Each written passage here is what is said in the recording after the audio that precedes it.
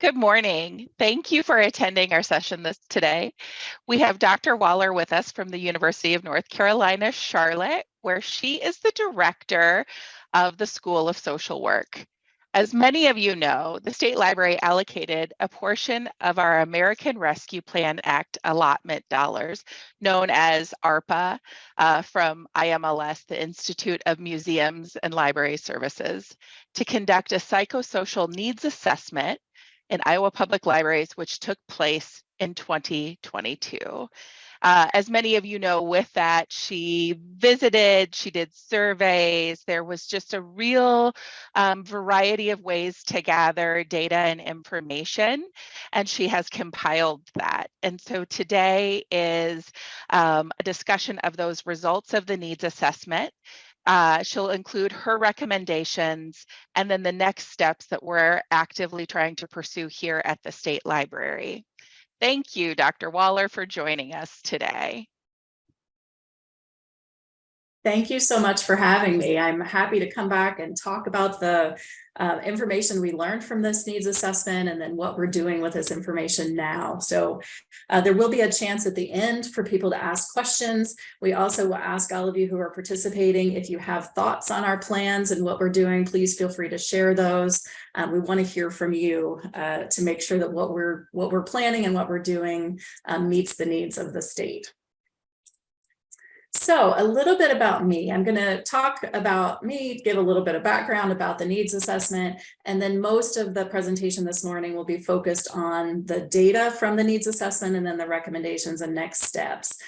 Some of you I know I met when I was in Iowa last year or through the focus groups or other ways. We were gathering information for this needs assessment, but for those of you who may not have been part of the webinar last year or part of the focus groups or kind of interactive components of the needs assessment, I wanted to give a little bit of background about me. So I am a social work professor. I'm a consultant with public libraries across the country. I'm a researcher who studies specifically library patrons' psychosocial needs, so things like mental health, substance abuse, homelessness, poverty-related needs. I study library staff and how we can meet the needs of library staff better. Trauma-informed librarianship, all of those kinds of things are within the areas that I research. And then I'm a trainer with public libraries, usually on trauma-informed librarianship or managing patron challenges. I talked a little bit about my research. I do have a consulting business called Beth Wahler Consulting that does work with libraries around the world at this point around psychosocial needs. What we're going to talk about in Iowa and what's happening really around the country has become an international issue and is happening in libraries in many countries around the world, not just here in the US. And then I have a background in social work practice, about 14 years of practice experience, working specifically with people who had poverty-related needs, mental health problems, substance abuse problems, and things that were barriers to economic stability and mobility, which is, my background overlaps with a lot of the needs that are happening in libraries, which is sort of how I fell into this kind of work. I do have a forthcoming book that's coming out in September of this year called Creating a Person-Centered Library, Best Practices for Supporting High Needs Patrons. This book does focus on library programming, services, and collaborations to try to meet the needs or address the needs of high needs patrons and addresses common challenges to this work and how to overcome them. But we've tried to be really intentional. I co-wrote this book with Sarah Johnson, who's a librarian and a social worker. And we tried to be really intentional about including sections of the book that focus specifically on organizational practices for supporting staff as well with this work. And this book features a lot of examples from libraries around the country, a few international examples, and several of the examples are actually from here in Iowa. So some of the libraries that I got to visit with and that I've met with over the last year were featured in this book. So the objectives of the workshop today, or the webinar today, I'm going to give background information again about why this needs assessment was requested. I'm going to talk about what we were trying to accomplish with the needs assessment, share the results, and then the recommendations and the next steps. I'm going to be using the term psychosocial needs or also talking about high needs patrons. And what I mean by this is that, we're really talking about any psychological or social or environmental factor that's associated with chronic stress or strain or poor health outcomes in general populations.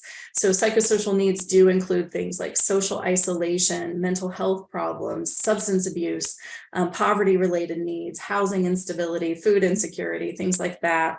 And then high needs patrons that term is usually referring to patrons who have multiple areas of psychosocial need. So I know I'm preaching to the choir with the background information here when I'm talking to this group, but we do have research that really supports the information that I've been hearing from libraries for quite a while, that the psychosocial needs of patrons have really been increasing in recent decades. I've heard repeatedly from library staff and administrators who have been in the field for decades who say that it is worse now than ever before, and that the patron needs that are happening in your library are more challenging and worse than you've ever experienced in your career.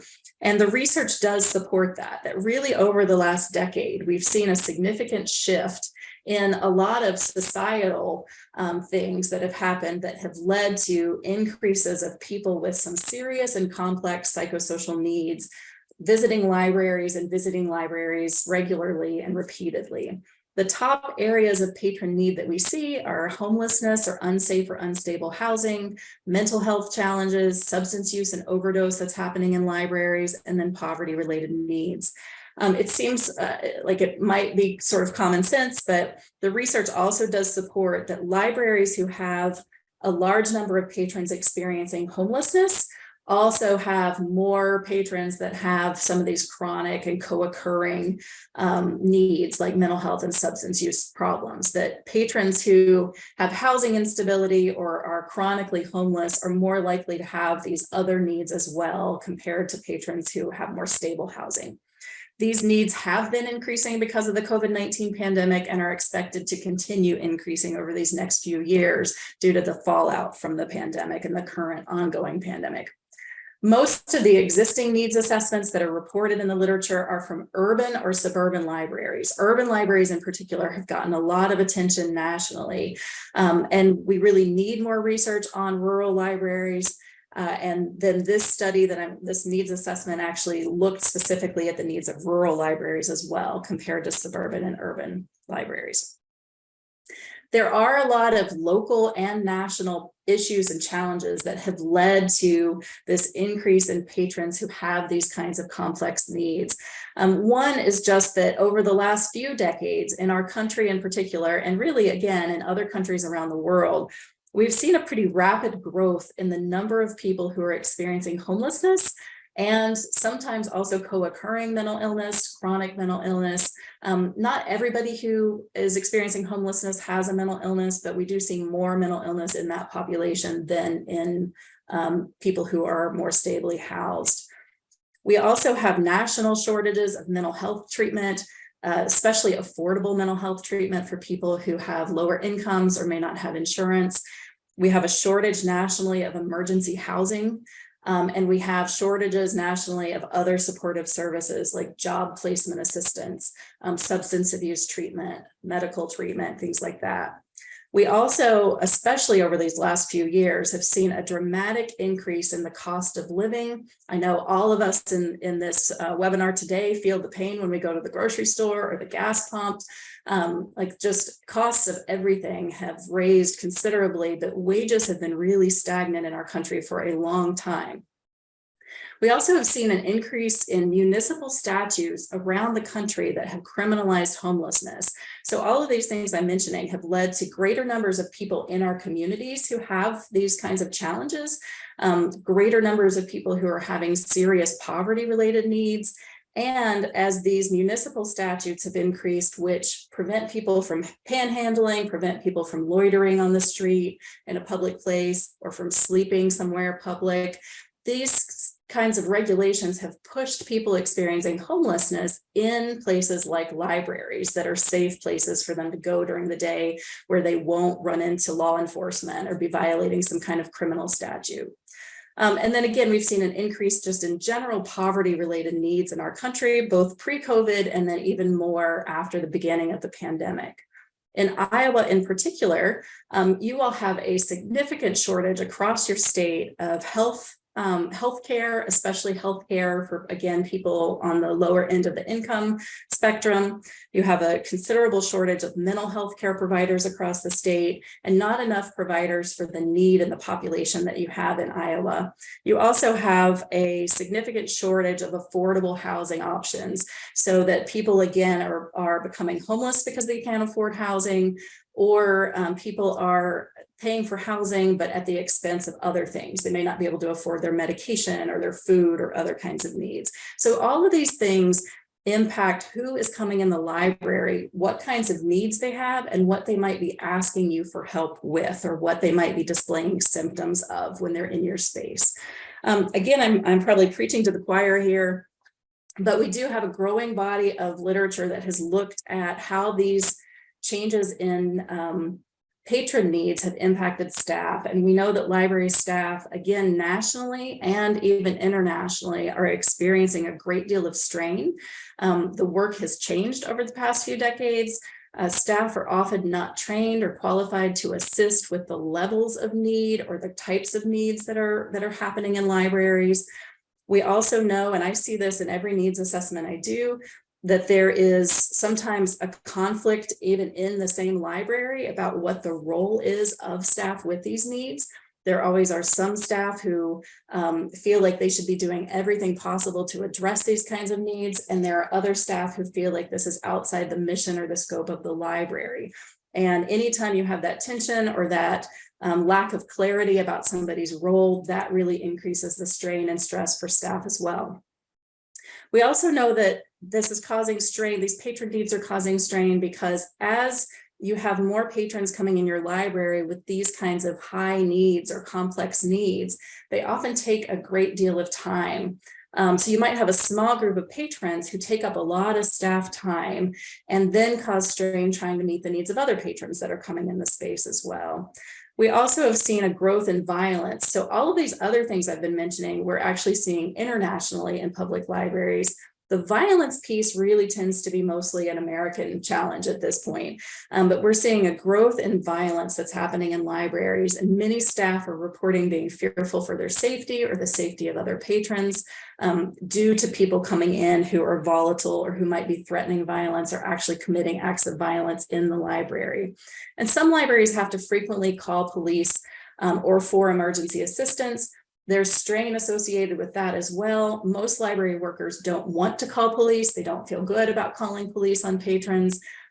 Even when they have to call police, sometimes there are very slow response times, and the incident may be long over before the police or emergency assistance arrive. So all of these things are contributing to a lot of stress and chronic strain for the library workforce.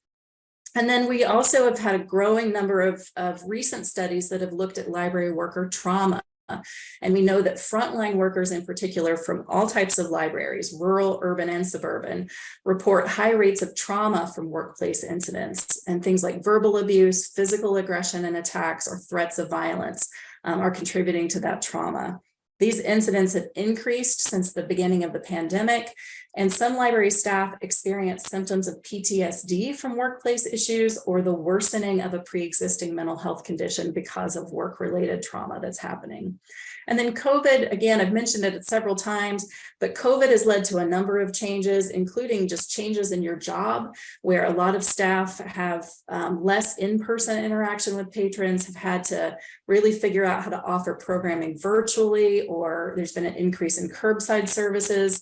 There have been more behavioral issues, more patron mental health problems, poverty-related needs, et cetera. So all of that really creates a situation together where staff are really at an increased risk of both stress and trauma, and really burn out them. One kind of solution to some of these needs has been adding social work to libraries. There's been a growing movement to partner social workers with public libraries across the US and Canada, and now beginning in Australia and New Zealand and some other countries as well. Social workers are trained to work at 3 different levels. The one that gets the most media attention right now is the micro level, which is where we're trained to work with individuals. So we may work with individual patrons. Some libraries, have a social work student or a paid social worker that does assessments with patrons, connects them to resources, does case management, things like that. We're also trained to work at the group level, or what we call the meso level of social work practice. So social workers in libraries are also facilitating non-clinical support groups, or maybe doing trainings or public programming about mental health, et cetera. And then we're trained to work at the macro level, which is the community or organizational level. So some library social workers are at the management level and really help with looking at strategies they can do in the library and in the community to boost the capacity to address these kinds of needs.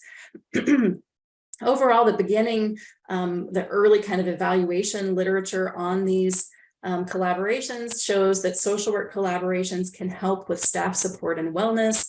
They can reduce security interactions and the number of calls to police, reduce the number of patrons being barred from a library, increase patron access to community services for their needs, help the library offer programming for patrons' psychosocial needs, and can help to increase the collaborations between the library and other community organizations. So that's a little bit of background. Knowing all of this and these sort of national trends, and also hearing concerns that were coming from public libraries around the State Library of Iowa wanted to know how they could help and how they could support public libraries throughout the whole state. So they wanted specifically to gather data about statewide challenges with serving patrons with psychosocial needs, looking specifically again at differences between rural and urban libraries in the state, since Iowa has a lot of rural libraries. They wanted to assess the interest in or readiness for various models of social service and library collaborations, understand the training needs or other resources that might be able to help. And ultimately, they wanted to make data-informed decisions about the next steps to be able to better support the state's library workforce. So they did, get ARPA funds to support this project, and we worked together as a team last year to plan the needs assessment, and then I carried out the needs assessment last year. There was an advisory team from the library, so you can see the names of the participants right there, who helped oversee and guide the planning of the needs assessment. We had 3 phases. The first one was the electronic survey that went out to all library staff. We wound up with 368 participants who responded to that survey. That was done in February and March. I went in May to Iowa to visit a sample of libraries around the state. So I wound up visiting 13 libraries, some rural and some urban, located in all 6 of the library districts in Iowa. And then we had focus groups with library directors, and there were 11 groups total with 41 library directors. These groups were also separated by library district. There were originally planned to be 2 groups with each district, but there was one district that everybody could only come on one date. So we wound up with 11 total groups, and those focus groups were held in June.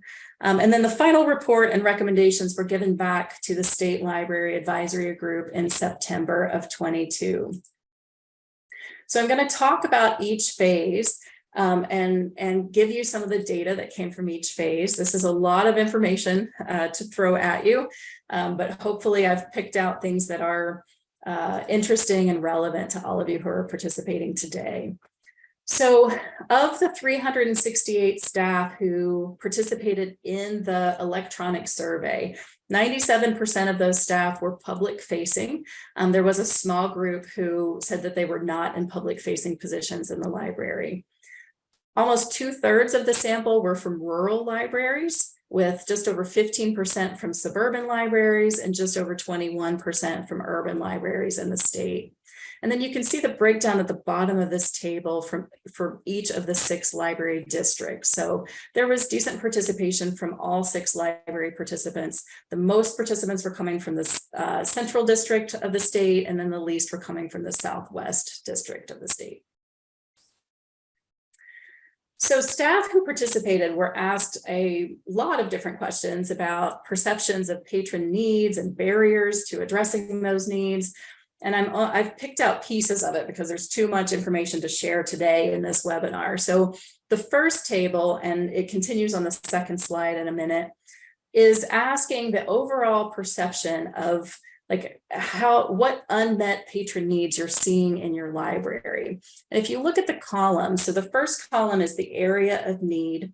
The second column that says frequency or percentage at the top was the overall statewide sample together. So how many people who responded to this survey identified this as an area of unmet need in your patrons. And then you can see the urban, suburban, and rural library staff columns so that you can look and see how many staff from each type of library identified this as a particular area of unmet patron need. And these go in order from the most identified need at the top down to then the lesser identified needs are going to be on the next table on the next slide as well. So the most commonly identified unmet patron need was financial needs, followed by mental health, technology access or education about technology, and then affordable, stable housing. And then it goes down from there to employment, substance use, behavioral problems, food and nutrition, childcare assistance, medical or health-related needs, and transportation.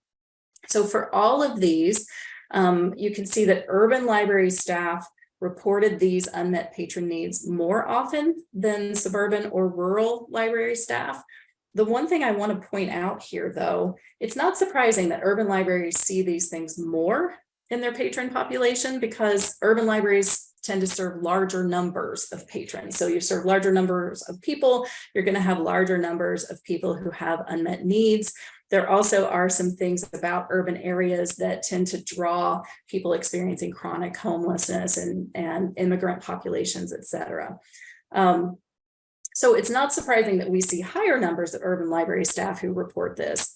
The one thing I want to say is that in the existing, the media attention that's been given to these issues makes this sound sometimes like it's an urban library problem or it's an urban library challenge.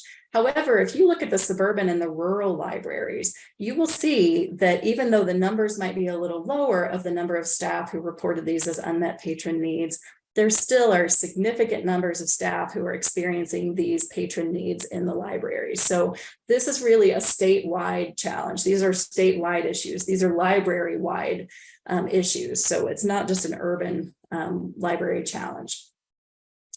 So the next slide continues with these unmet patron needs. These are the ones, we're getting down to the ones that were reported less often. So I'll just give you a minute to look at that.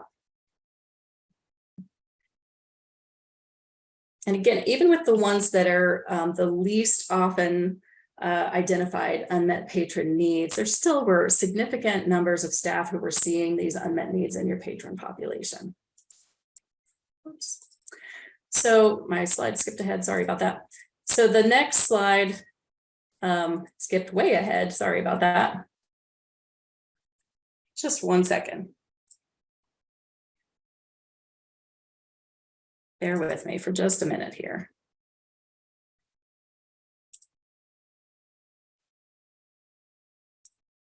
Skipping all the way to the end, apparently. So you're getting a sneak peek of the recommendations without all of the data.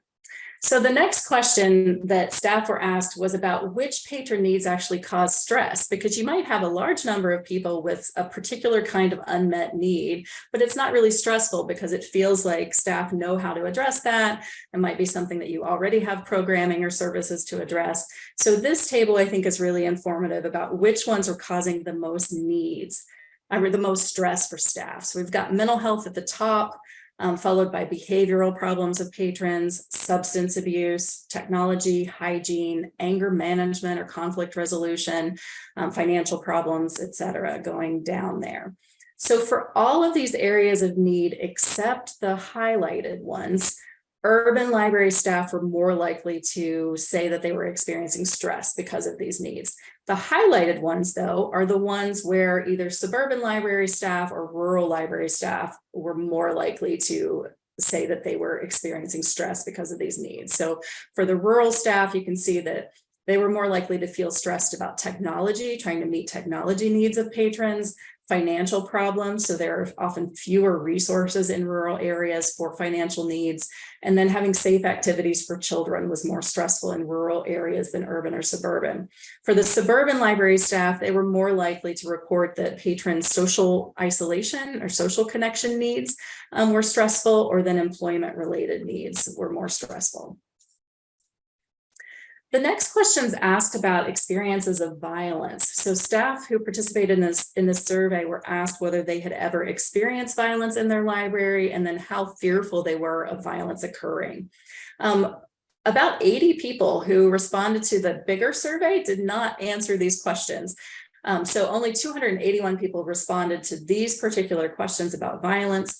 Of that 281, you can see that nearly 50% had experienced violence in their job at the library.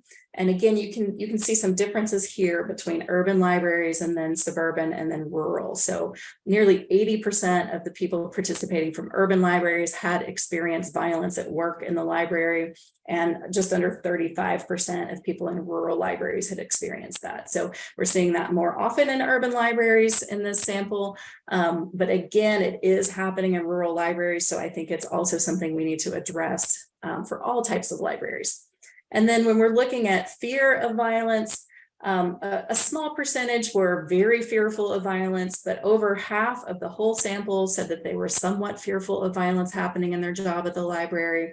Almost 64% of urban library staff said that they were somewhat fearful, 61% of suburban library staff, and then 45% of rural library staff were fearful or somewhat fearful of violence happening in their library. The next series of questions asked about staff perceptions of the library's responsibility to address these kinds of needs through a variety of different approaches. This first table just asked about how much staff thought the library was responsible for providing information about psychosocial needs. So information about poverty-related community agencies is the first one, common mental health problems, substance abuse problems, and then common medical problems.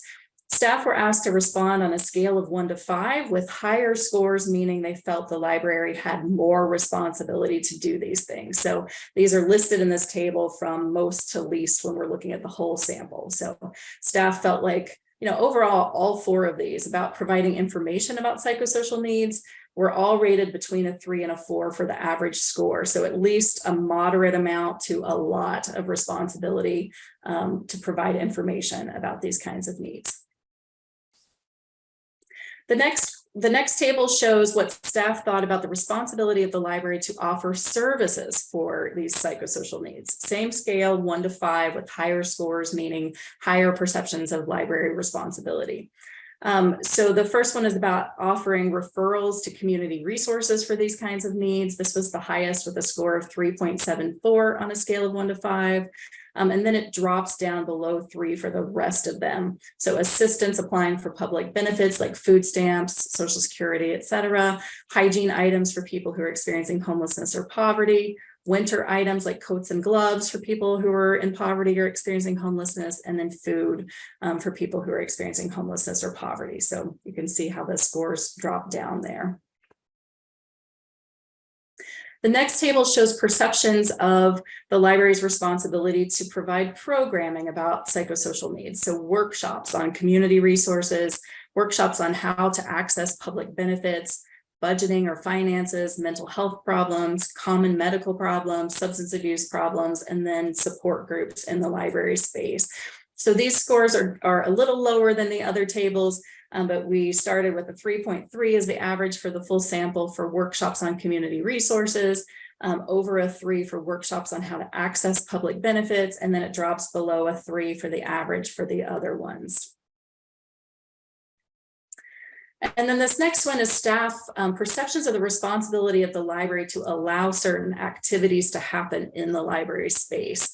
So the ones that were ranked highest here are the allowing community agencies to use the library facilities for pre-scheduled meetings with their clients, allowing homelessness related or poverty related agencies to come into the library for outreach with people, allowing people who are experiencing homelessness to use the library to stay warm in the winter or cool in the summer, And then the scores drop below 3 for these last two, people who are experiencing homelessness to use the library bathrooms for washing or hygiene, and then people who are experiencing homelessness to be allowed to nap in a chair in the library. So then staff were asked their opinion of who should provide these services. So if these services are going to be offered in the library, who should be the one offering them or facilitating them? Staff were able to respond to more than one here. So the most common was that, almost 70% of staff thought that these services should be offered through partnerships with other community organizations. Over 60% thought that the library should hire a social service professional to do these kinds of things. Although if you look at the urban, suburban, and rural columns here, you see pretty significant differences between urban library staff with almost 2/3 saying they wanted to have a social worker in their library, down to rural library staff who under a quarter thought that that was the best thing for their library. The third row down is library staff thought there should be trained librarians or other library staff. These numbers are lower, but we do see between 20 and 25%, depending on which group we're looking at, who thought that librarians or library staff could be trained to do these things. And then this last row was for people who responded none of the above, that they did not think these fell in the mission or the scope of a public library. And overall, 6.27% of the respondents responded to this, this gave this response. But if you look at the urban, suburban, and rural differences here, I thought it was interesting that none of the urban library staff said that. So all of the participating urban library staff thought that these things should be offered in the library by somebody. When we go over to rural libraries, we see just under 10% said they didn't think that these should be provided in or by a public library. So many of your libraries are already offering some programming and services to address these kinds of needs. The most common programs or services you're already offering were for technology needs, having safe activities for children, employment-related needs, education or literacy-related needs, food and nutrition, financial needs, and then immigration-related or English as a second language-related needs. You were asked an open-ended question about barriers. So the themes that came out of these responses about what barriers existed to addressing these kinds of needs were, not surprising: lack of funding, lack of space, having staffing challenges, or just difficulty covering your current services and programming without even thinking about adding more, having a lack of expertise in these areas, a stigma in your community about these kinds of issues, fear that offering these kinds of services would actually attract more high needs patrons to your library, having a lack of support from your city leaders or from your library administration or board, a concern about duplicating services with existing community organizations, a lack of community partners with which to partner, limited library hours to be able to try to offer something like this. Some of you said you don't have many patrons with these kinds of needs, and then some said that there was just a perception that these services were not part of the library's mission. The last question for the general staff survey was about willingness to attend trainings or interest in trainings on specific topics. You can see really there was, pretty large interest in trainings on community resources, and this is across the board with all types of libraries. De-escalation training, mental health issues, substance abuse, violence prevention, poverty, homelessness, and then it gets lower with health problems and intimate partner violence. So phase 2 was my visit. So again, I visited 13 different libraries. This was not these were not formal research visits. These were really informal conversations. I toured the libraries. I met with administrators in these libraries. I met with some staff, depending on the library.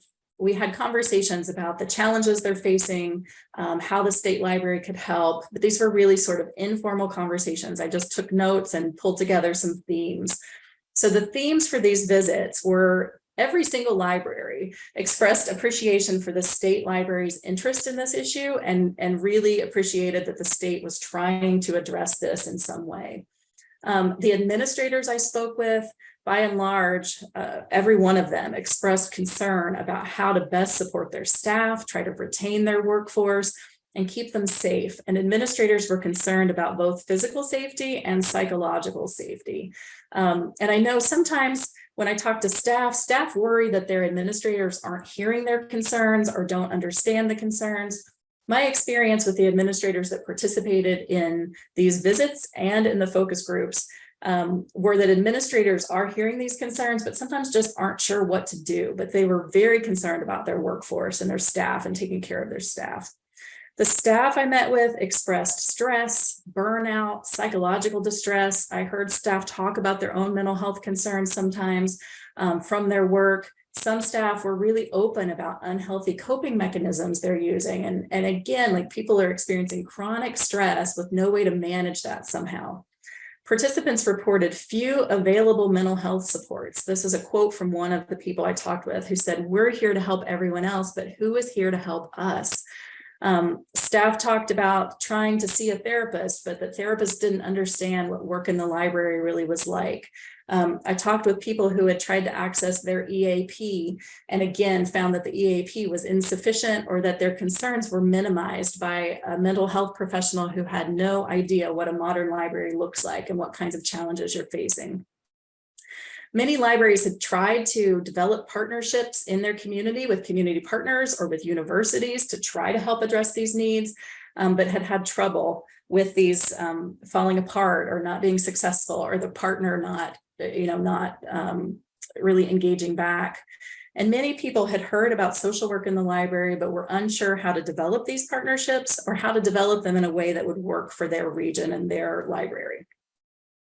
And then the last phase was the focus groups with the directors. So again, 11 focus groups total, 41 directors. These were directors from across the state and all types of libraries. So half of the directors who had participated had tried to develop a previous social service collaboration of some kind in their library. Sometimes this was having a community partner come in to meet with patrons or do some kind of staff training or do patron workshops or programming. But almost all of them had experienced significant barriers to these. So often the agency, again, there was staff turnover, there were funding challenges in the agency, the schedules didn't work well. COVID had caused some to fall apart, but there had been barriers with all of these. Many were interested in having social workers in or accessible by their library to either directly serve patrons with psychosocial needs, provide training to staff specifically around crisis de-escalation and how to work with high needs patrons. And many also were interested in having a social worker available for general consultation or to ask about how to handle certain things as they came up. And many directors were interested in technical support for developing successful collaboration. So they needed help kind of thinking through how to try to increase the chances of success for these kinds of collaborations. The directors were asked how the state library could help. And these were the ideas that came up in the focus groups. One is that the state library could conduct a statewide analysis of resources and create some kind of database for resources throughout the state. Provide training for public library staff on how to work with patrons who have psychosocial needs, develop an endorsement or certification program for staff and administrators about serving high needs patrons, create talking points or provide information that they could use at their local level to try to develop these collaborations or to get buy-in from their city administrators or their boards. Provide info about various models of social work or social service and library collaborations to help inform their local decision-making. Provide draft language for MOUs or collaborative agreements that then they could modify for their needs, but not have to create from scratch. And then disseminate info about grants or funding sources for social service programming and services. So before I go into recommendations, I just want to say thank you to all of you who participated. This took a great deal of time and responses from people all around the state, but it couldn't have, we couldn't have learned what we did without your participation. So I just want to thank everybody who took the time to participate in one or more of these. So there really were two main recommendations that came out of all of this for the needs assessment. One is that the state library does develop strategies for training and information for staff and administrators about mental health, working with and de-escalating patrons in crisis, accessing community resources, and developing effective collaborations and partnerships. I would also recommend that the administrator portion of whatever training is developed Also include examples of successful social service and library collaborations, especially examples in smaller or rural libraries, as well as urban and suburban ones. That this training should also include talking points for administrators to try to give them something to use locally to get buy-in with their local decision makers, and then templates for agreements that they can work out. So you can see that these recommendations came directly from the information that was gathered in the staff survey, the visits, and then the library directors focus groups. The second recommendation I have is that the state library help facilitate the development of some kind of support statewide for staff mental health and well-being. This, depending on resources, could be done through support groups. If there are resources, I would recommend that these groups be facilitated by a trained mental health provider. Their purpose would really be to help give staff a place to process work-related stress, to build strategies to develop resilience with the stress or cope with the things that are happening, to increase connections between people doing this work across the state, and also to provide opportunities to practice reflective practice. So reflective practice is something that we use in social work. It's also used in nursing and education and other kinds of helping fields, which I consider library work a helping field. And these are groups or activities that help people to process the day-to-day stress of the work, while also really developing strategies and skills to improve the capacity to deal with those kinds of situations in the future. So if these groups could be trained by a qualified mental health provider, then that person would really take on two roles. One is providing mental health support to the staff who are participating, while also teaching skills as needed or strategies as needed to kind of boost capacity long-term to deal with some of what's happening in libraries. So the state library and they were very open to these recommendations. We've been collaborating on making these things happen. We actually found a potential funding mechanism in the IMLS Laura Bush 21st Century Librarian Program. We submitted a preliminary proposal, which was due in September of 22. So we did submit a grant proposal to have funds to be able to carry out these recommendations. We did find out about 2 weeks ago that we were one of the groups who was invited to submit a full proposal. So we made it through the first round, and we're now preparing our full proposal, which will be due in March. If funded, this program would start this summer. Funding starts in, I believe, July or August. I forget the exact month, but it's a 3-year program that would allow us to do a number of things. One is to create an online endorsement or certification program for library staff around the state, which would include modules on all of these things that we were talking about. Create a separate online endorsement and certification program for the administrators that would include all of the same things that were there for staff about mental health and crisis de-escalation, trauma-informed librarianship, et cetera, while also including these pieces that are important for administrators about bringing around about organizational change, supporting and sustaining a trauma-informed organizational approach, developing partnerships, these templates we were talking about.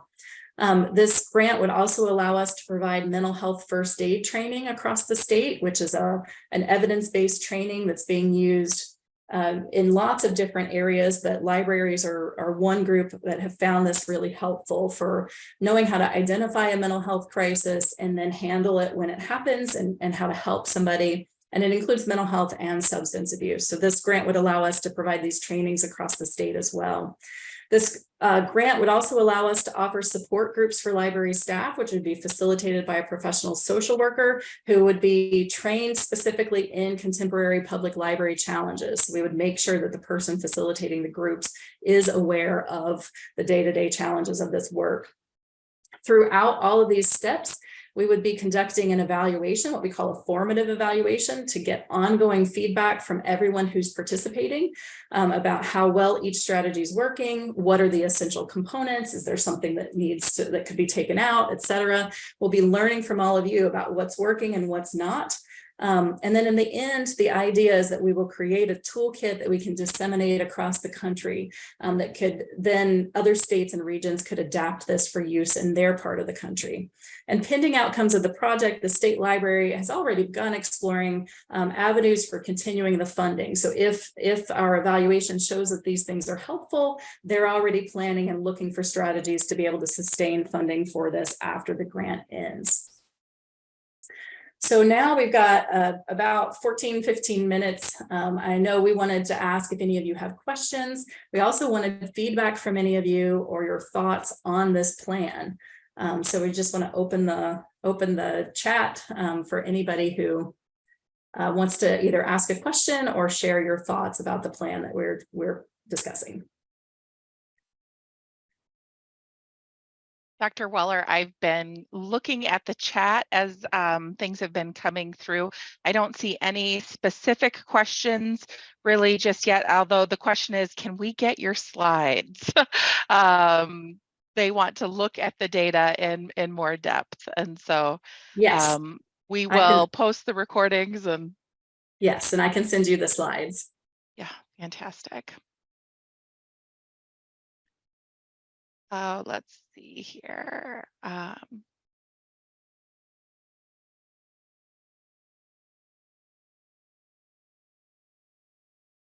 How likely is it to get funded? Well, it's a competitive grant, I will say, that we are going after, but I think they really like the idea. There's a lot of work that's been done on the coasts with social work in libraries, but really looking at Midwest rural is an angle that hasn't been explored at the same rate. Would you agree with that? I would definitely agree. I think this is a topic that has national interest right now. I do think IMLS is invested in projects that are trying to find solutions to some of the challenges that are happening. We are working directly with our program officer with IMLS. And feedback has been really positive. So we never know what the end outcome is going to be or whether this will be selected. But I think I feel that we have a good chance, at least, of having this selected for funding. A question that's come through from Megan says, do you have recommendations that we can implement locally now? Yeah, I think, there are, so when we think about training needs, so training and support are the two things that it seems like are needed broadly. And we're certainly looking on at how we can do those things on the statewide level, but in the meantime, you can start trying to address those things on your local level. So if you go to the website for mental health first aid, by the way, there are often trainers. Sometimes there's a charge. Sometimes you can find a trainer who's giving a free training, at least for a limited number of people. But there are national trainers that have been certified in mental health first aid. So often libraries can access that. And that's a really, if there's only one thing you can do right now, that is a really effective training to do with your staff. So you can look for opportunities like mental health first aid. Also developing strategies for support of your staff in your library. So, a lot of libraries don't have funds to pay a social worker or a mental health professional to facilitate a support group, but you can develop strategies for mentoring and support of your staff with one another, because there's something beneficial about just making space to talk about what's happening. I think what happens sometimes is that people don't know what to do. And so sometimes nothing is done. But their non-clinical support groups are helpful for a wide range of things. So just creating opportunities for your staff to come together and creating space for that in the library. You can't expect them to do that on their own time. But actually, really facilitating that and making sure your schedule, the way you're scheduling people, if possible, allows for them to interact and support one another and process not just the big things. A lot of times libraries are good at handling some sort of crisis or creating an opportunity to debrief after something really awful happens. But it's the day-to-day stuff that people don't have space to talk about often. And there's a question follow-up to the mental health first aid training. who is best served by that? Should it be the staff or should it be some of the leaders? Yeah, so everybody is best served by it, but if it has a cost and you have to, limit who can access it, then I would say the management team of the library or whoever is overseeing your public services. The structure varies depending on the library, but you can find, so sometimes you can find a trainer that will come in and train your whole staff for one small fee that is much less than paying for each of your staff to go to an individual training. So just look at that website and see, but you will see some trainers who are available to come in or do a virtual training with your entire staff if possible. And sometimes it doesn't cost that much.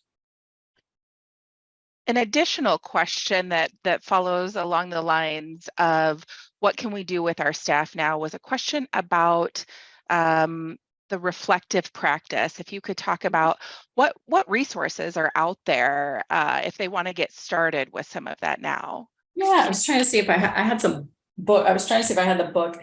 I can look for the name of the book. There actually are a lot of books that give guidance about creating a reflective practice group.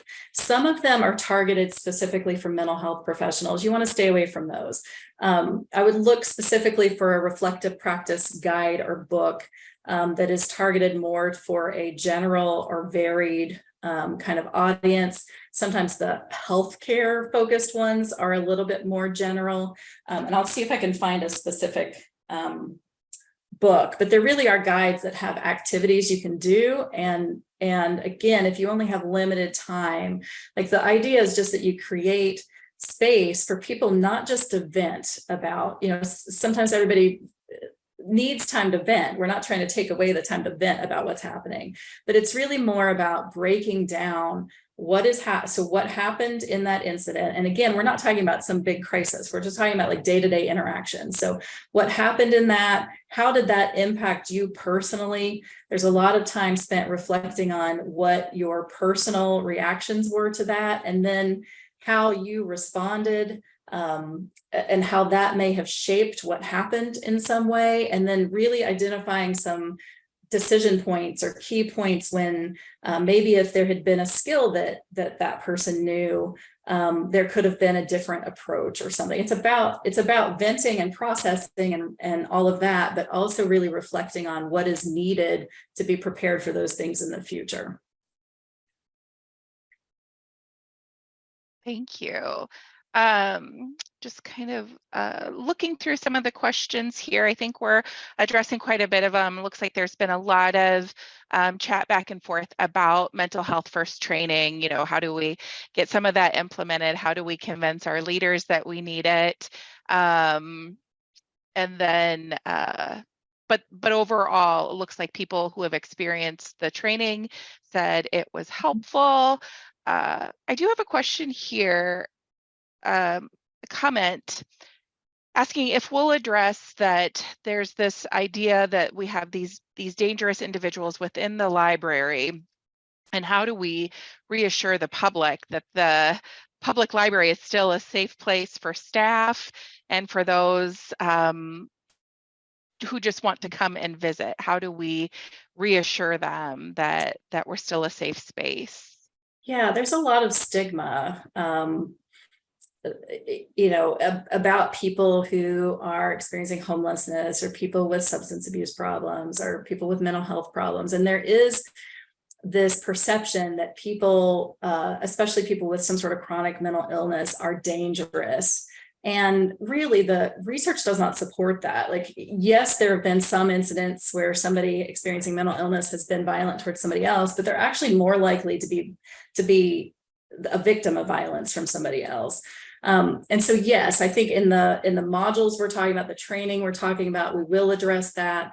The content for administrators, when we were talking about talking points, what we're picturing for this training for the administrators is really some talking points that then they can use with staff, they can use with the community, they can use with their board.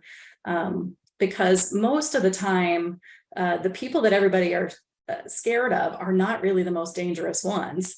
It's sometimes the people that don't don't look on the outside like something is wrong with them, are the ones that actually might be the most dangerous. But overall, libraries still are safe spaces, and we just have to address some of the common stigma or beliefs about some of these groups of people.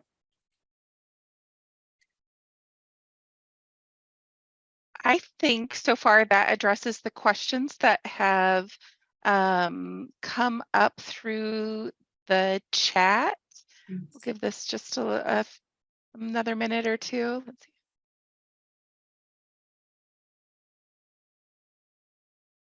I'll just read this one out loud. I'm surprised by the data from rural Iowa. It seems as if rural libraries don't view themselves as community centers. Does this relate to the fact that most rural libraries have very limited staff and have limited hours? Thus, they believe they can only handle kind of the book element of libraries. Yeah, so my experience with the directors who participated in the focus groups, and then also with my visits, was not that they don't view themselves as community centers at all. And in fact, in rural areas, they see themselves very much like community centers, and they serve in that role. They often do have extreme budget constraints and staffing constraints. And yes, often they don't have many hours. They may have days they're closed. Some libraries have one person that's the only staff person there. So there are a lot of limits to being able to provide additional services. The other thing that tended to be really common for the rural libraries was just that there weren't community partners.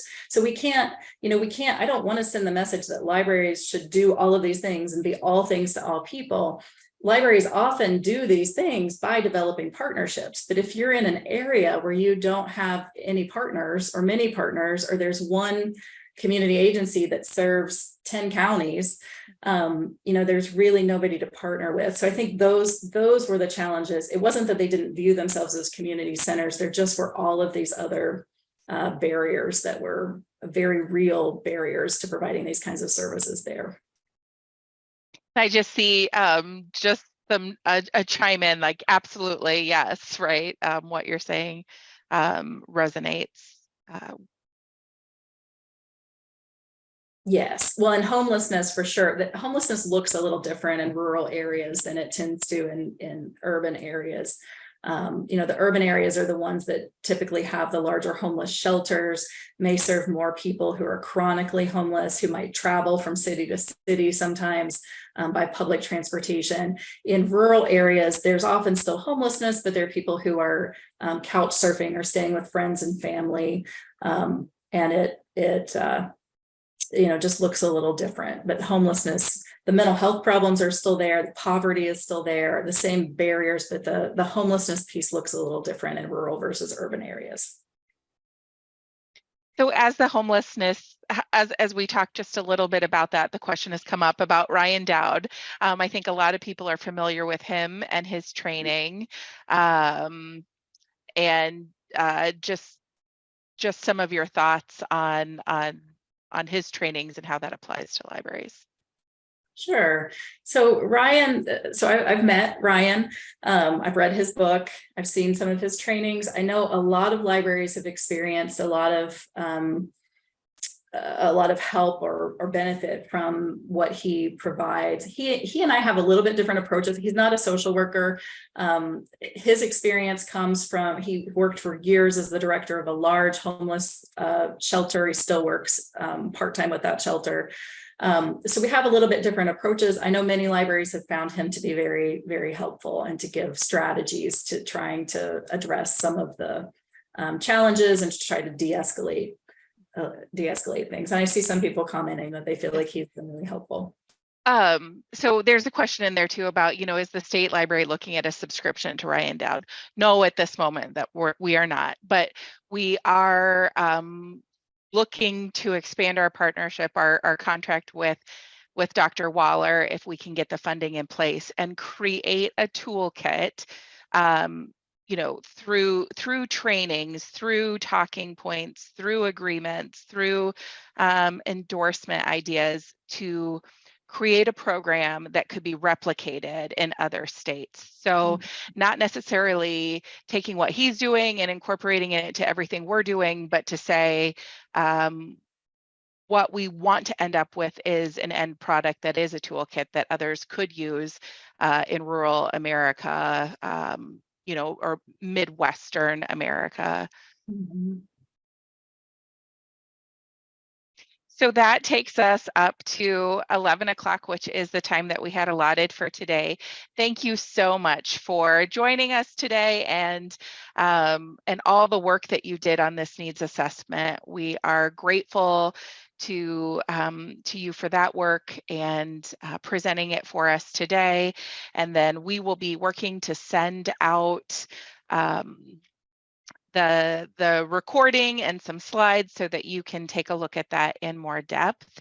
And we will keep you posted. We're meeting later this afternoon to work on our grant proposal in more depth. So hopefully we'll be reporting to you that we've got that grant and that we're moving forward with some of these. Fingers crossed. Yeah. Thank you. And my email address is in the slides. So when I send those, if you think of, if anybody here thinks of questions or wants to add something that you think of after, please feel free to reach out to me.